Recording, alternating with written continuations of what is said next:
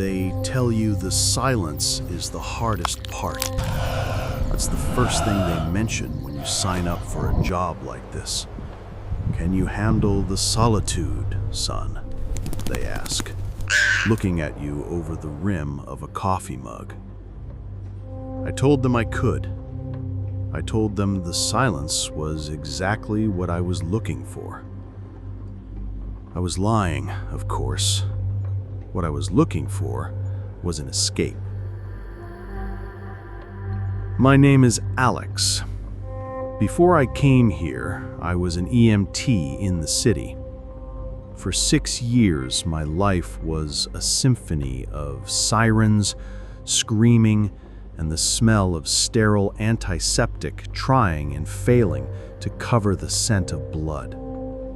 I saw things you don't talk about at dinner parties, the kind of things that replay in your head at 3 a.m.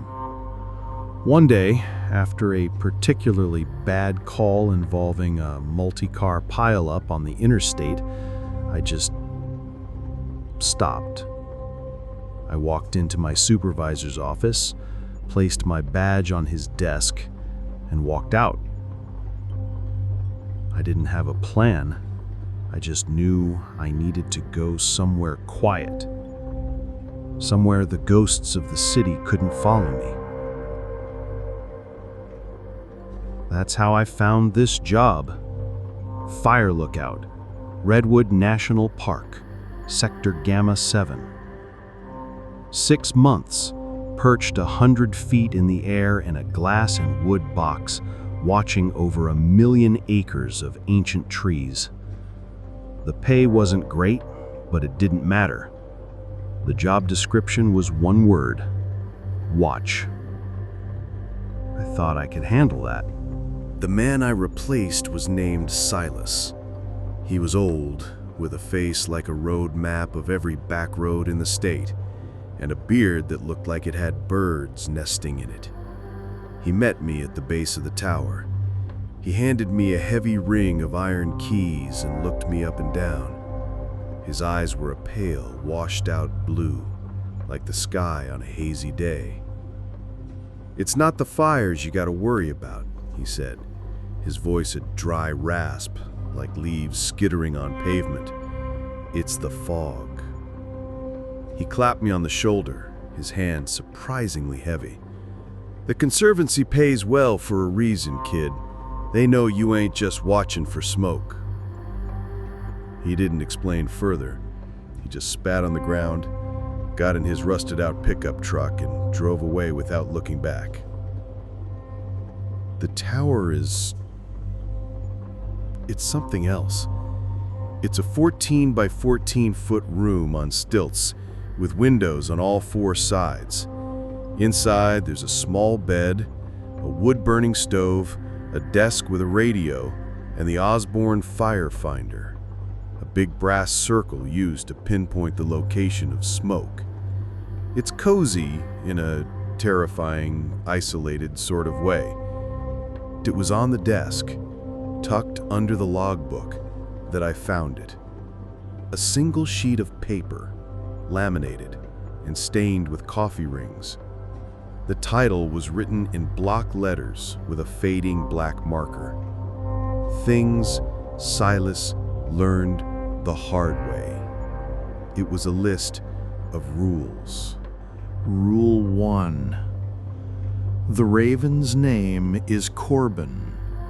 Trust him more than you trust your eyes. I thought it was a joke, until a massive raven landed on my railing the next morning. He wasn't like other birds. He was huge, with feathers so black they seemed to drink the light. And his eyes, they were intelligent. The rule also said, if he taps 3 times on the western window, a storm is coming. If he taps on the southern window, go inside, lock the door, and don't look outside until morning. Rule 2. Between the hours of 2 a.m. and 4 a.m., do not respond to any voice that calls your name from the forest floor. This happened my first week. I was reading by the light of a lantern when I heard it. Alex.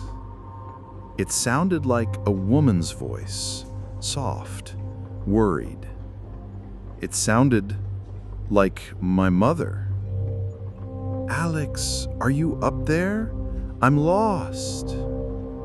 My heart hammered against my ribs. I almost went to the window.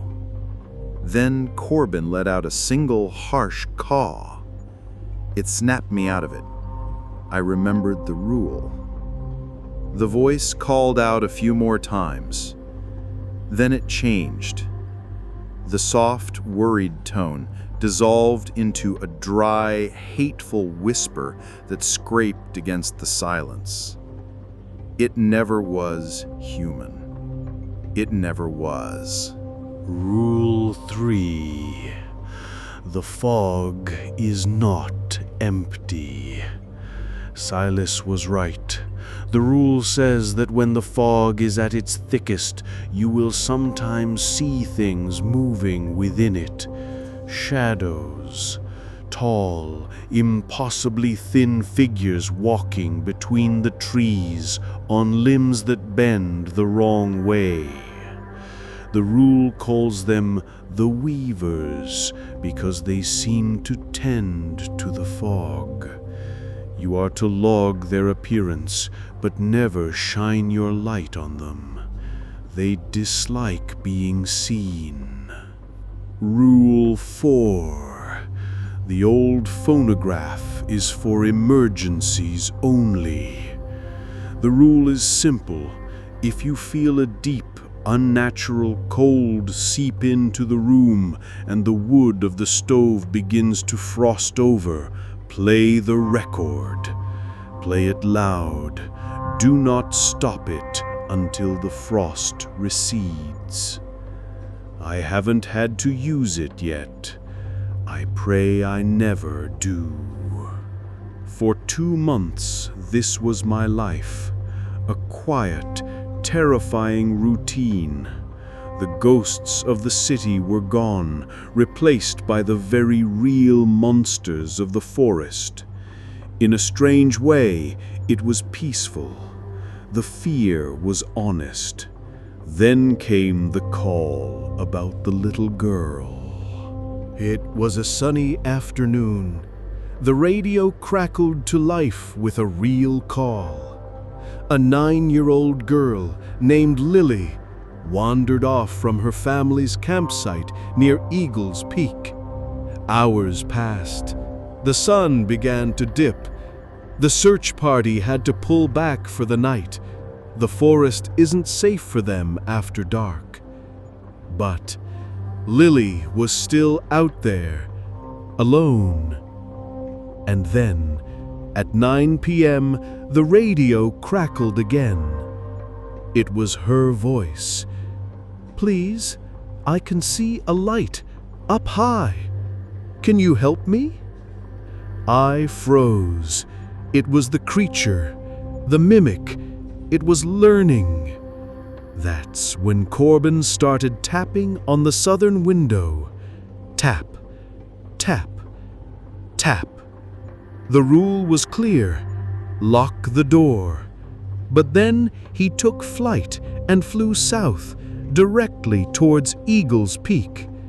My blood ran cold. It was a choice.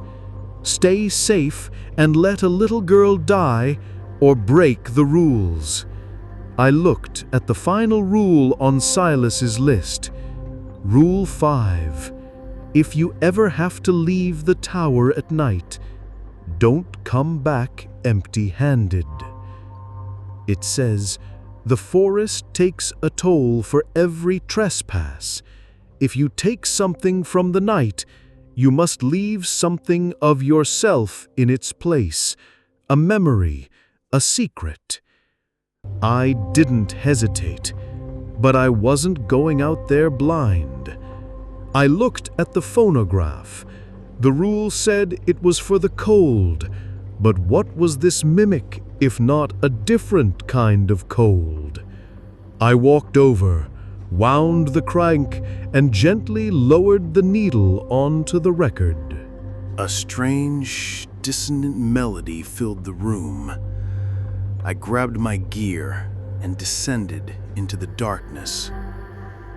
After an hour of hiking, guided by the raven's caw, I found her.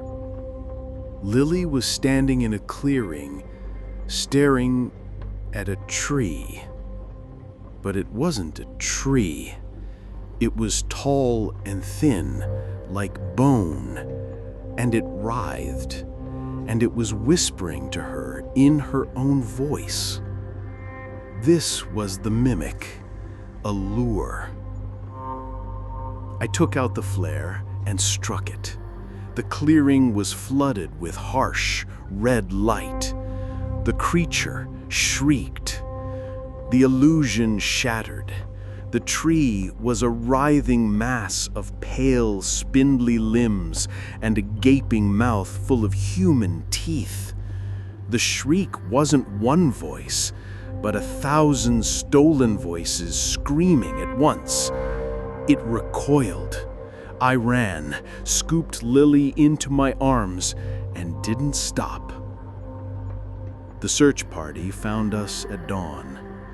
The head ranger looked at my flare, then at me. "Cougars in this sector are getting real strange these days," he said. "Glad you had that flare." He knew. On the long walk back, I found the oldest redwood I could. I pressed my hand against its bark, and I left my toll. I whispered the memory of the last patient I lost on the interstate, the one that made me quit. A secret I had never told anyone. I felt a weight lift.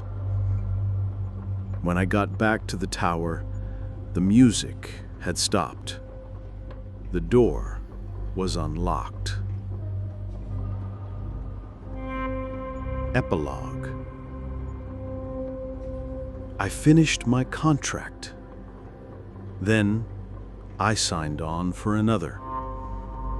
This is my home now. The ghosts of the city can't find me up here.